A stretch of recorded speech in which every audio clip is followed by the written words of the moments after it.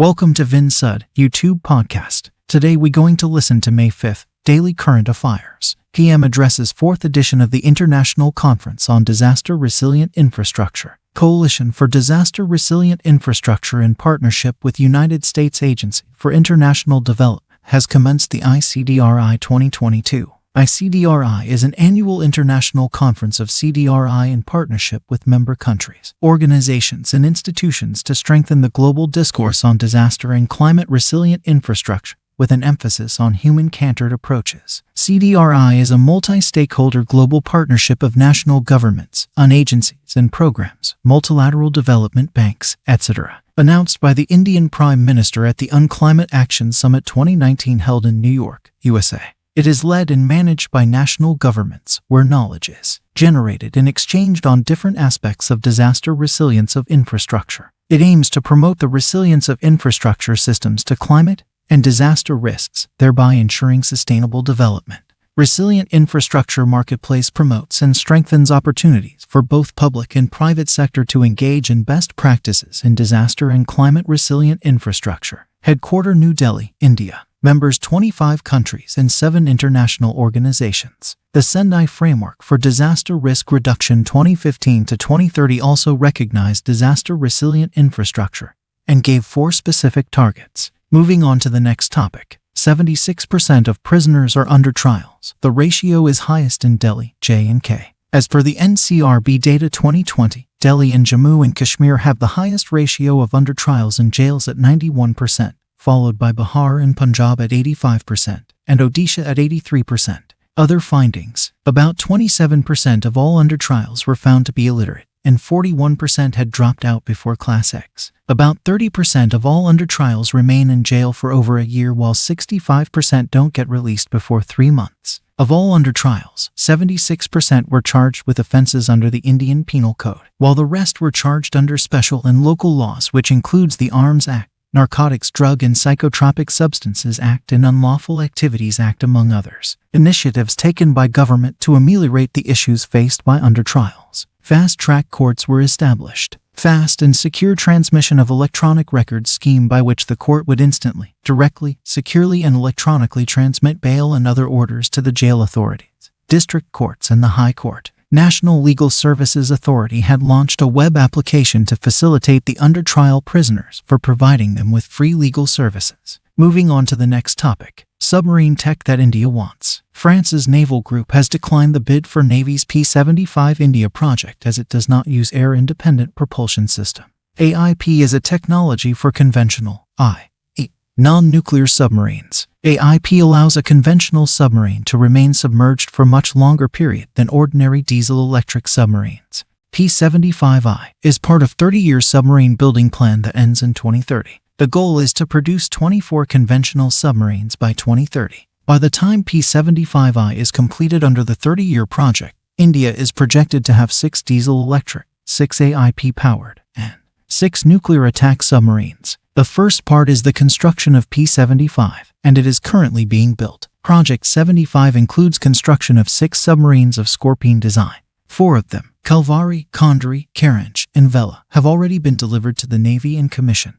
Other 2 are INS Vagyar and Vakshir. Scorpene submarines can undertake multifarious types of missions: anti-surface warfare, anti-submarine warfare, intelligence gathering, mine laying, area surveillance, etc. Moving on to the next topic. 40 million more pushed into acute hunger in 2021. United Nations 6th Annual Global Report on Food Crises is released by Global Network Against Food Crises.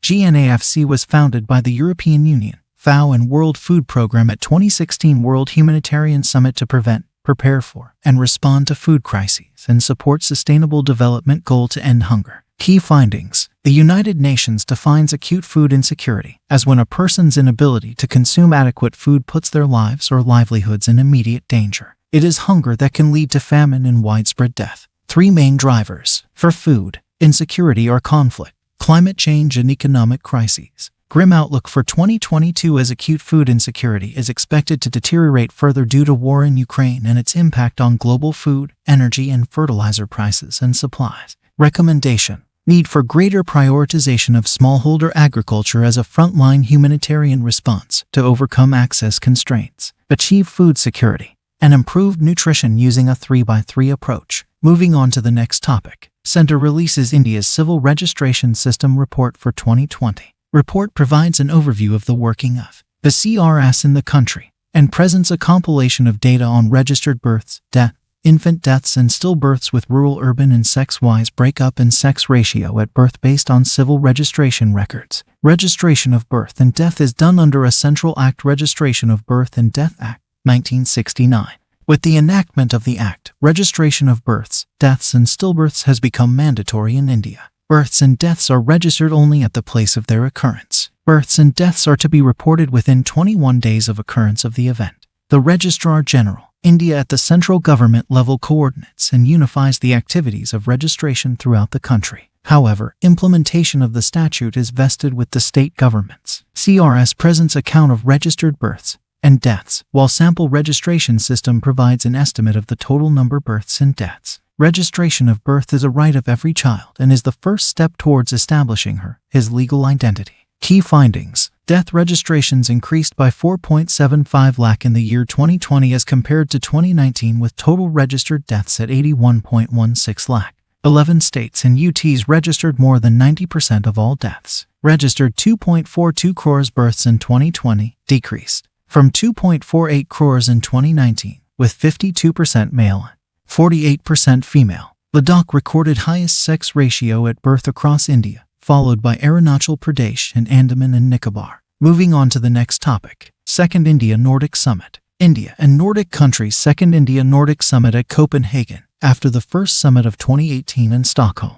Nordic countries represent the 5 countries of Nordic region, i.e., Denmark, Norway, Sweden, Finland and Iceland. It also includes Faroe Islands and Greenland as part of the Kingdom of Denmark, and Åland, which is part of Finland. The principal focus of discussion and partnership was on blue economy, renewable energy investment avenues, health sector, etc. It also focused on the India-Nordic cooperation in the Arctic region. Moving on to the next topic. Sealed cover jurisprudence. It is a practice used by the Supreme Court and lower courts of asking for or accepting information from government agencies in sealed envelopes that can only be accessed by judges. No specific law does define the doctrine of sealed cover. Need. Protect the dignity of survivors of sexual assaults or child abuse which may affect their future life. If the matter pertained to the Official Secrets Act, protect the ongoing investigation. Issues against the principles of transparency and accountability, obstruction to fair trial and adjudication. Moving on to the next topic. Pradhan Mantri Garib Kalyan Yojana. The center has reduced wheat allocation to some states and UTs under the PMGKAY till September 2022. PMGKAY is a free food grain scheme launched in 2020 by the center. It provides 5 kilograms of free food grains per month to over 80 crore beneficiaries of the National Food Security Act. It is in addition to the subsidized ration provided under the NFSA to families covered under public distribution system. The scheme can be availed through the One Nation One Ration Card plan.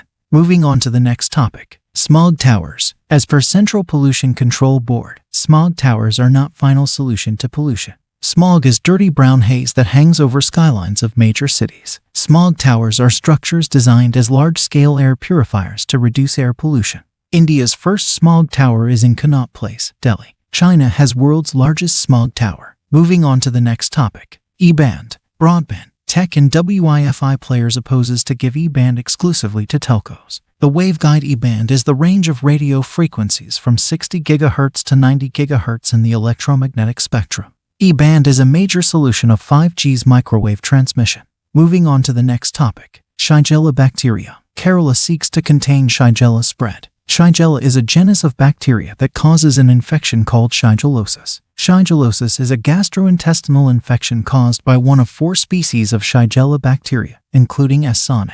It is second leading cause of bacterial diarrhea worldwide and third leading cause of death in children less than 5 years old. Transmitted through contaminated food or water or through person-to-person contact.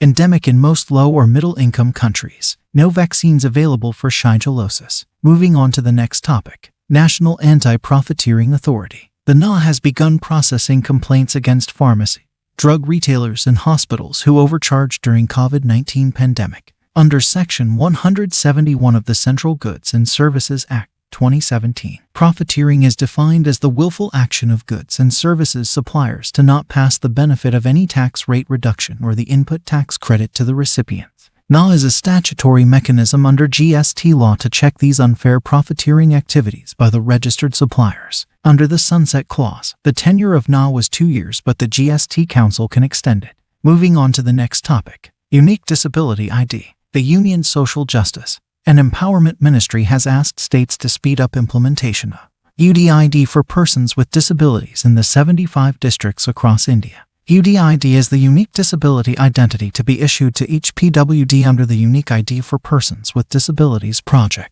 initiated by Department of Empowerment of Persons with Disabilities. Purpose: to create a national database on PWDs and a holistic end-to-end integrated system for issuance of UDID for ensuring uniformity and encouraging transparency, efficiency, and ease of delivering the government benefits to PWD. Moving on to the next topic, personality in news. Shri Hemwati Nandan Behaguna. He was an Indian National Congress leader and former Chief Minister of Uttar Pradesh. Born in Bagani, Puri Garhwal, Uttarakhand in a Garhwali Brahmin family. He joined freedom movement at young age of 17 and was imprisoned and tortured by British authorities for his role in Quit India movement.